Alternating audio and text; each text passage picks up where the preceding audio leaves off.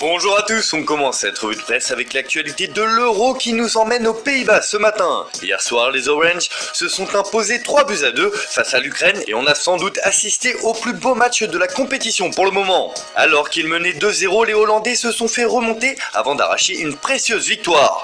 Forcément, cela fait la une de deux Télégraphes ce matin qui a vu une victoire nerveuse. Le Lion orange rugit tard contre l'Ukraine, estime le journal. De son côté, l'équipe s'est régalée avec un Pays-Bas totalement haletant.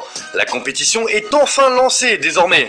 On file en Angleterre où les Three Lions faisaient également leur entrée dans la compétition hier. Face à la Croatie, on a eu droit à la revanche de la dernière demi-finale de la Coupe du Monde. Sauf que cette fois, ce sont les Anglais qui en sont sortis vainqueurs 1-0 grâce à une réalisation de Raheem Sterling. Pour The Times, c'est un bon départ pour cette sélection qui n'avait jamais remporté son premier match lors d'un Euro. La star de Manchester City a carrément exorcisé l'Angleterre avec son but et comme tout un symbole, c'est l'enfant du pays qui a marqué à Wembley, écrit le journal. Pour The Guardian, l'Angleterre était comme à la maison hier. Southgate salue Sterling après que l'ailier ait mis fin à une terrible série en match d'ouverture de la sélection. Pour le Daily Mirror, l'Angleterre a été tout simplement magique et brillante. En revanche, du côté de la presse croate, on estime que c'est un coup de massue pour les vice-champions du monde. Le groupe D va être très sympa à suivre. Forcément, dans cette revue de presse, il fallait qu'on évoque l'état de santé de Christian Eriksen. Après les images terribles de samedi où le milieu de terrain s'est effondré sur la pelouse à la suite d'un malaise cardiaque. Cela fait encore la une au Danemark où Extra Bladet revient sur le geste héroïque de Simon Kjær. Le tabloïd local indique qu'après le malaise d'Eriksen, le monde entier rend hommage à Kjær. Le défenseur a agi comme un véritable capitaine et a eu les bons gestes pour son coéquipier. D'ailleurs, la Gazzetta dello Sport donne des nouvelles d'Eriksen qui va mieux.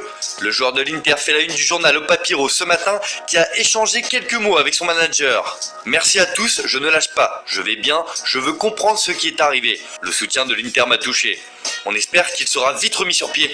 Allez, on revient au terrain où l'Espagne fait son entrée dans la compétition ce soir contre la Suède. Après une préparation compliquée due à des cas de Covid, c'est l'heure du football désormais, lance As sur sa une. Les Espagnols vont enfin pouvoir se concentrer sur le jeu après que tous les joueurs de la sélection se soient fait vacciner ces derniers jours. Et Luis Enrique, le sélectionneur, se veut ambitieux et ne veut pas se cacher. Comme le relais marqua ce matin, il faut croire en cette équipe, comme l'a annoncé le sélectionneur. Le message fort de Luis Enrique avant l'ouverture de la compétition, le technicien assume le leadership dans la sélection sans que cela soit indiscutable. Luis Enrique ne se cache pas et veut aller loin dans la compétition. Allez, on file en Allemagne où la tension monte à J-1 du choc du groupe F entre la Mannschaft et l'équipe de France. Comme le résume Kicker sur sa une, la sélection va passer de 0 à 100 en quelques jours et il va vite falloir se plonger dans la compétition car les joueurs de Joachim Löw n'ont pas le droit à l'erreur avec deux rencontres sous haute tension contre la France donc et le Portugal. Lors de la tournée d'adieu de Löw, l'équipe nationale sera mise à rude épreuve dès le début du championnat d'Europe, indique le média. Toujours dans l'actualité du groupe F, Abola revient sur le test positif au Covid de Joao Cancelo, qui est un véritable coup dur pour l'équipe de Fernando Santos. Et c'est Diogo Dalot qui le remplace numériquement. Allez, on termine cette revue de presse avec du Mercato. Et c'est l'actualité du FC Barcelone qui fait les gros titres de Mundo Deportivo ce matin. Selon le journal catalan, l'axe Barça-City pourrait fonctionner à plein régime cet été, car Pep Guardiola a proposé des joueurs de son équipe au Barça. L'entraîneur de City a donné à Joan Laporta, le président barcelonais, une liste de 7 joueurs sur lesquels il ne compte pas.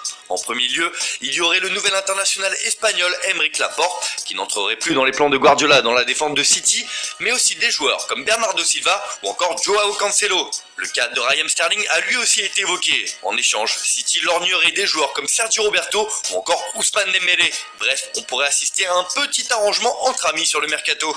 En Italie aussi, ça bouge pas mal sur le marché des transferts, puisque Alvaro Morata a annoncé son intention de rester à la Juve la saison prochaine. L'Espagnol fait la une de Tuttosport ce matin qui reprend ses déclarations. Je reste à la Juve, on attend l'officialisation, mais j'ai déjà parlé avec le directeur sportif. Nous espérons une meilleure saison. De quoi mettre les choses au clair pour son avenir. En revanche, c'est une légende de la vieille dame qui devrait quitter le club prochainement. Gianluigi Buffon annonce lui de son côté qu'il va retourner à Parme, l'un de ses anciens clubs. À 43 ans, le portier n'a toujours pas l'intention de raccrocher les crampons. Voilà, c'est tout pour ce matin, bonne journée à tous.